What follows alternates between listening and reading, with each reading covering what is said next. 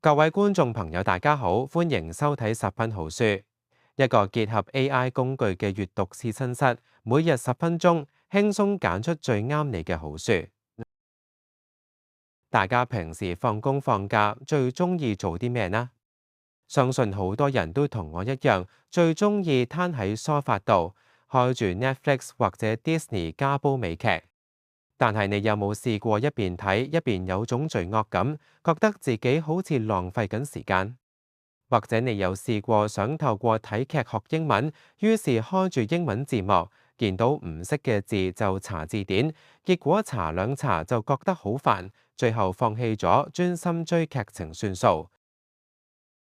如果你中咗以上嘅情況，今日呢本書就係為你而設㗎。書名叫做《看美劇，講出一口好英文》，作者係日本人出口姆賴。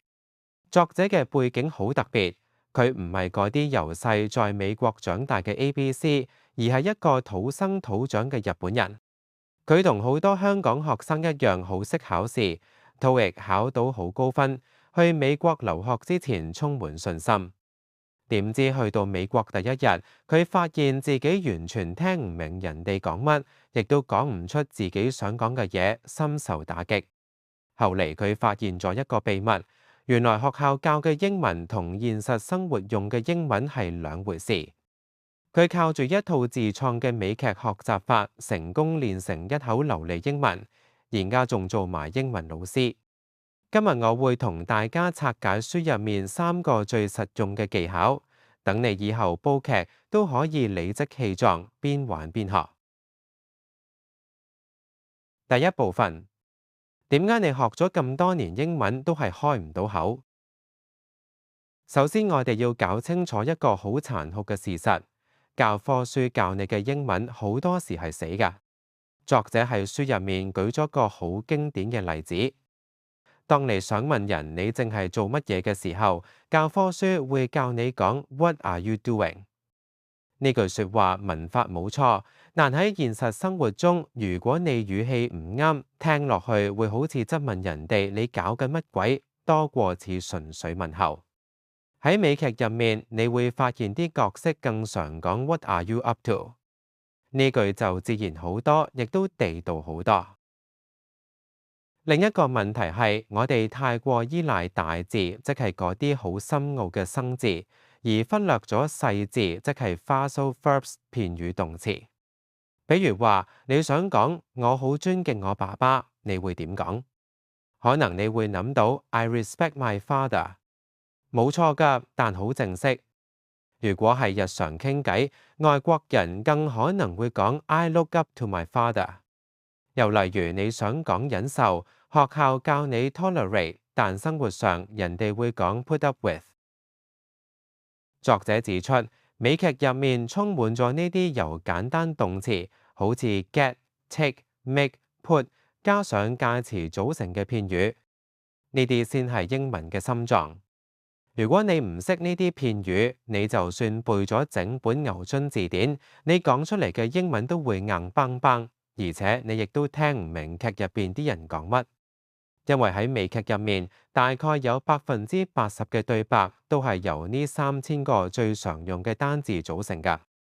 所以第一步，我哋要改變心態，學英文唔係要鬥識得多深字，而係要學識點樣用簡單字去表達複雜意思。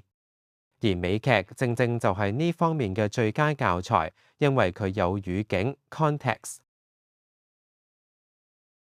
第二部分，高效筆記術唔好只係抄生字。好啦，既然知道美劇好，咁具體要點睇呢？係咪開住個劇，聽到唔識嘅字就抄低佢？作者話千祈唔好咁做。如果你只係抄個字同埋個中文解釋，過2日你一定唔記得。作者在此傳授咗一個叫做高效筆記術嘅方法。簡單嚟講，就係要記低 SPN 3樣嘢。第一個係 S 代表 situation 場景，即係呢句對白係在乜嘢情況下講㗎？係兩個情侶嘈交定係老闆鬧下屬？第二個係 P 代表 phrase 句子，記住唔好只係抄個單字，要抄整句句子。第三個亦都係最重要嘅，係 N 代表 nuance 語氣氛圍，即係講呢句説話嗰陣，個人係開心定嬲，係諷刺定係真心。舉個例，書入面提到一句 You can say that again。如果你只係查字典，字面意思係你可以再講一次。但如果你配合埋場景同語氣，你會發現通常係當一個人好認同對方講嘅嘢，就會講呢句，意思其實係你講得一點都冇錯，或者我舉腳贊成。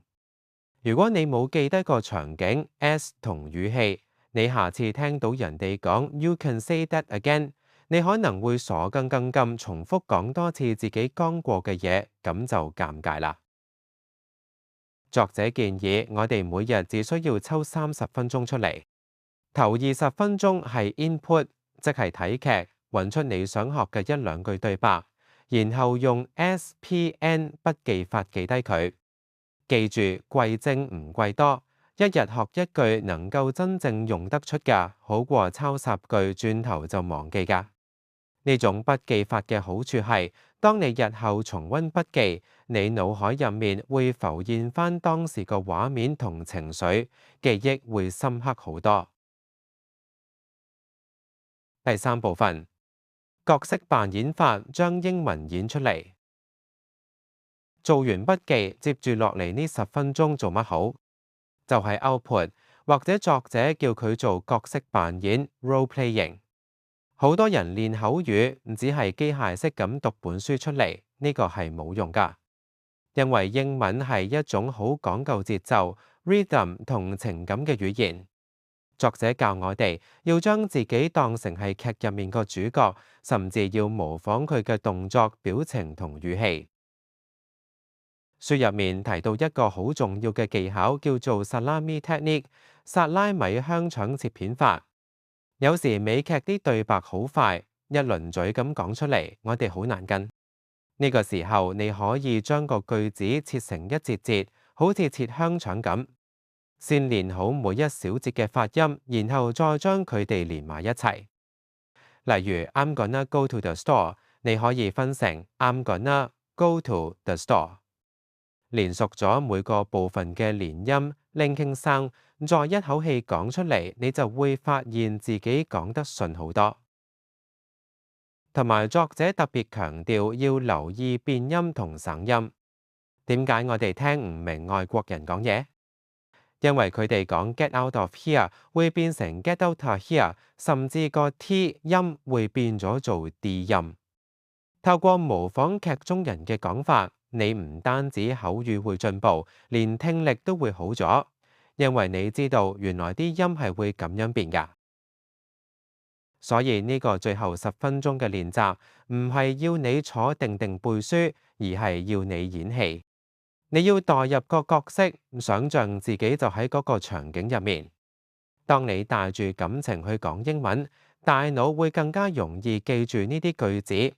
下次遇到類似情況，你就會衝口而出，而唔係在腦入面慢慢組句子。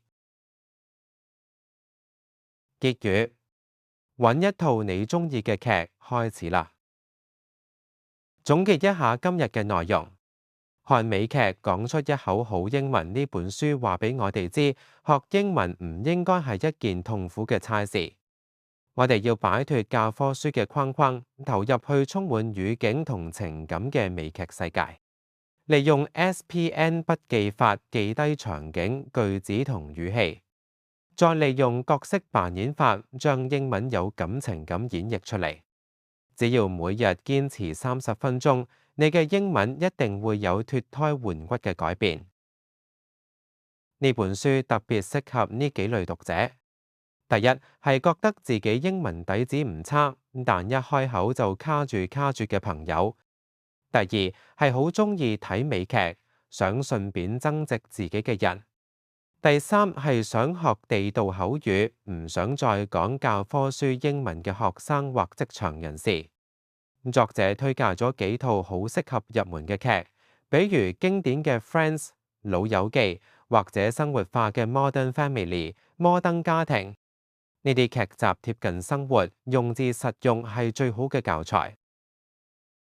如果你想立即行動，我有個建議俾你。今晚揀一套你睇過又好鍾意嘅美劇，隨便揀一集，挑選其中3分鐘嘅片段，試下揾出一句你覺得好型或者好實用嘅對白，用 SPN 方法記低佢，然後對住塊鏡，模仿個主角講呢句說話5次。試下做，你會發現原來學英文可以咁好玩。最後，我想問大家一個問題：你有冇邊一套美劇或者英劇係你覺得最好睇，甚至令你學識咗1-2句英文㗎呢？係 Sherlock 定係 The Big Bang Theory？